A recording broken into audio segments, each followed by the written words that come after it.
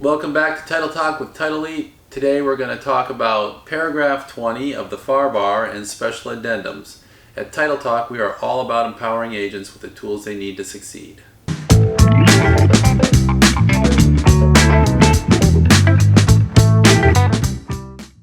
Hi, I'm James Brown. I'm a Florida real estate attorney and founder of Title Leap.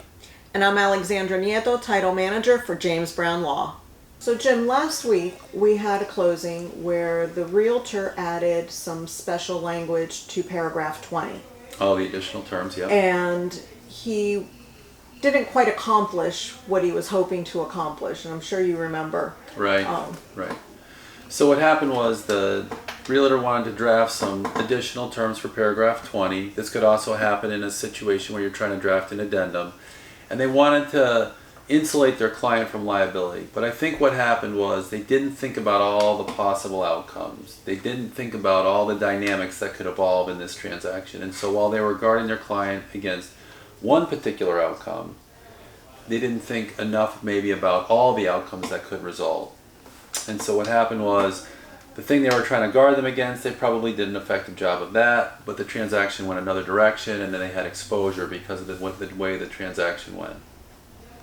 So were they too vague, and they weren't thinking about the things that could happen potentially down the road, or were they They too weren't specific? thinking about the things that could happen down the road. They were very specific, but they weren't thinking about the things that were happening that could evolve. But you bring up an important point, which is vagueness. So when you draft an addendum, or you draft a contract, or you draft a special provision like paragraph 20, you have to think about being too vague. And you can't not put enough information into it so that it can't be fully interpreted under what's called the four corners rule. Right. So all the information has to exist on the page.